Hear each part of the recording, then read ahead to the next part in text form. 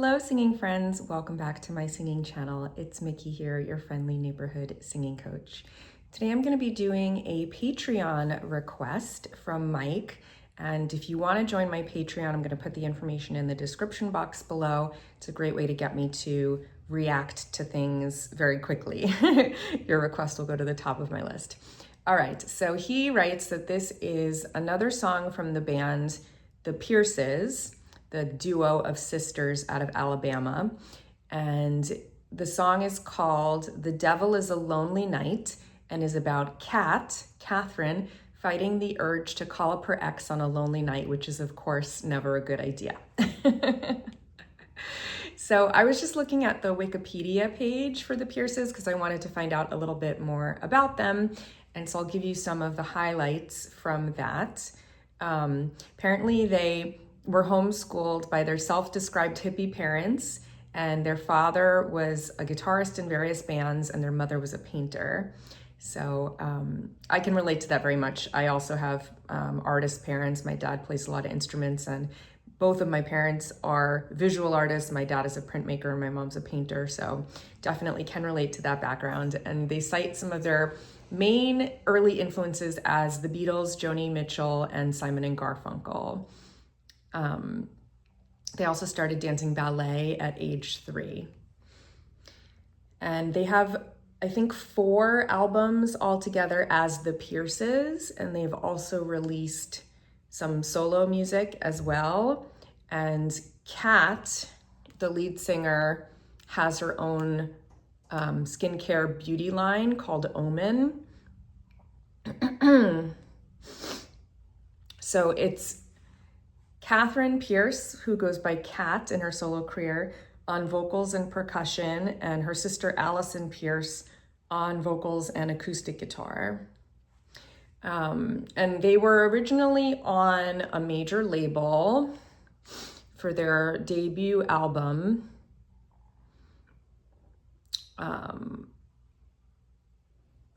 Let's see. Oh no, I guess they were on, doesn't say that they were on a major originally. So they were signed to a label in Nashville, and their debut album didn't really receive a lot of support. And that was their eponymous album, The Pierces, that was released in 2000.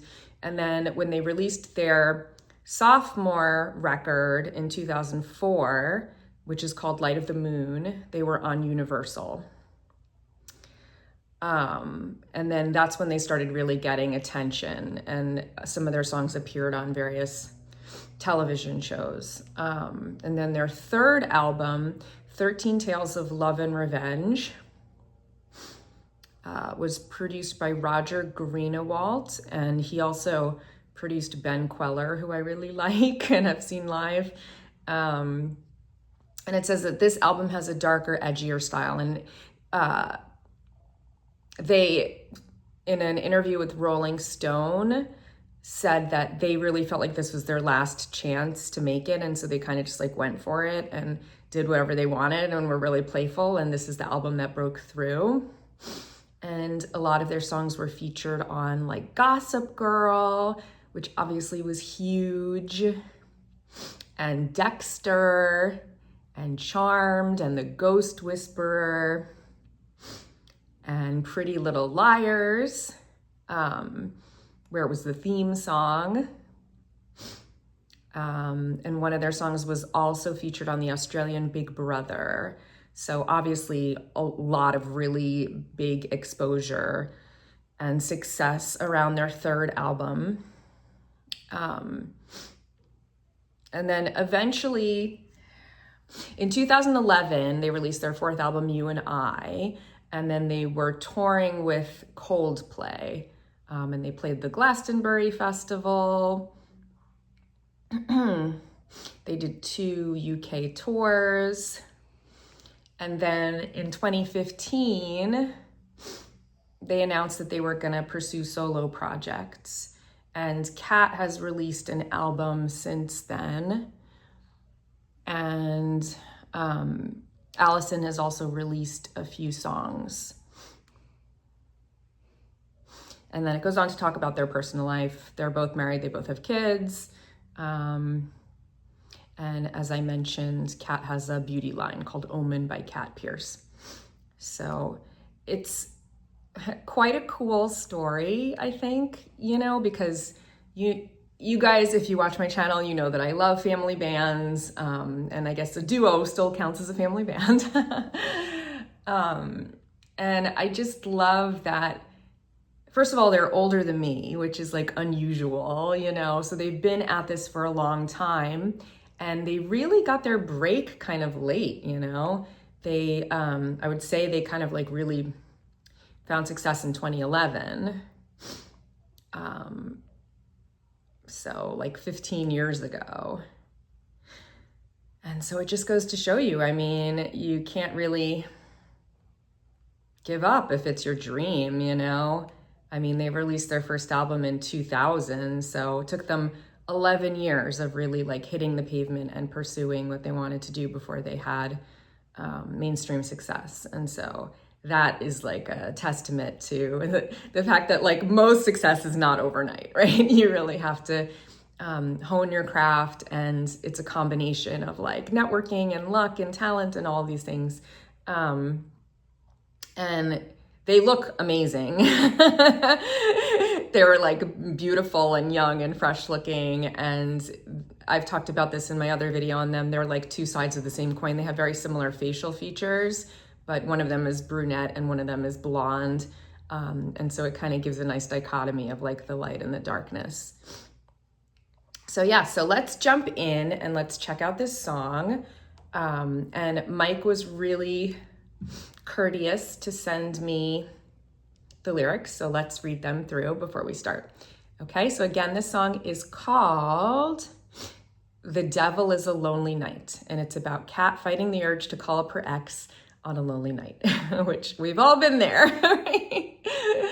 All right, so it says, found your picture and I remembered all the lovely things we used to do.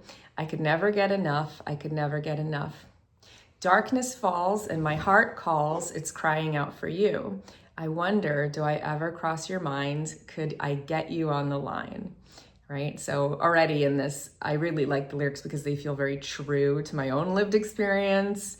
I think you, obviously, when you romanticize a past relationship, you focus on all the lovely things, right? And forget conveniently the things that weren't so great. I could never get enough definitely sounds like she had a very strong attraction to this person and still does. Darkness falls and my heart calls. Night is always the hardest time when you're lonely, right? And you're like regretting the end of things. It's crying out for you. I wonder, do I ever cross your mind? Could I get you on the line? So like, that's always dangerous when you start wondering what somebody else is thinking, right? And I mean, the sad answer is they're probably not thinking about you. Baby, I know you say that the devil is a lonely night. I can't help myself. I feel the pull, an ideal number 2000. Heart are breaking, but you can always take me to the light. I miss you like crazy. Do you miss me? Sounds so sweet when you talk to me. You say you want to be my boyfriend. Let's sleep on it tonight. Let's sleep on it tonight. Feels so nice that I'd think twice before I let you go again. I'm coming back around. I'm coming back around. And then it repeats the chorus. Yeah, it repeats again, and then it ends on the tag, do you miss me? I think you do. So it's unclear to me from the lyrics whether they actually are getting back together or if this is like a fantasy that she's constructed in her head. Because that's exactly what you would want in that situation if you're like missing an ex, right? It's like, you say you want to be my boyfriend, right? You want to get back together. And I have to think about it. But I'm coming back around, you know? So, yeah, that's what that makes me think of. I think I really like this set of lyrics because it's not abstract. It seems very like real, but still universal and still specific. Not a lot of ways that you can interpret this, but it also doesn't feel trite, you know? even though it is like a very universal experience, I would say. All right, so that's my analysis of the lyrics. Let's jump in and check this out.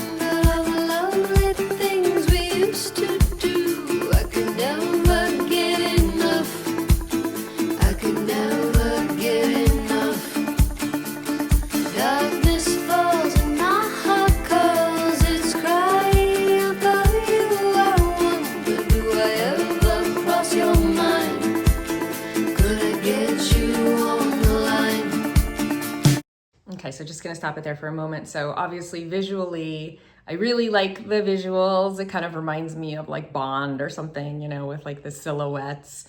And whenever you see palm trees and you're like driving down the road, it like immediately puts you in like the idea that you're in the Hollywood Hills or something. And I can definitely hear their like folk influence with the harmonies. I really like the way that they construct melodies, how they're very stepwise in progression. And that she's not like pushing. So her voice is very relaxed, which is also kind of a hallmark of an older style of singing where now everything is like so over the top and like belting everything, right? I really like the composition, the instrumental composition, in the way that there's like that muted, plucked guitar that's like, you know, that like really kind of like moves it along and makes it feel very driving. Yeah, so far I really like it. And I think that melody is beautiful. That da da da da da da da da da da da da. Very, very pretty. I love their melodies. Baby, I know you say that the devil is a lonely night. I can't help myself. I feel the bull and die unnumbered. 2,000 hearts are breaking. You can always take me to the light. I miss you like crazy. Do you miss me? Sounds so sweet when you talk to me. You say you wanna be my boyfriend. Let's sleep on it tonight. Let's sleep on it tonight. Feels so nice that I think twice before I let you go again. I'm coming back around. I'm coming back around. Baby, I know you say that the devil is a lonely night. I can't help myself. I feel the pull and die unnumbered. 2,000 hearts are breaking. But you can always take me to the light. I miss you like crazy. Do you miss me too? Oh, I think you do.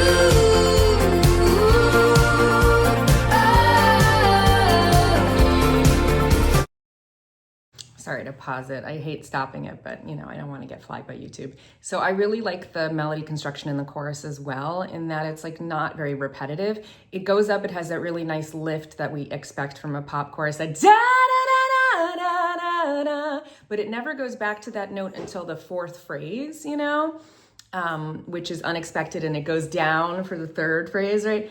Da da da da da da da da.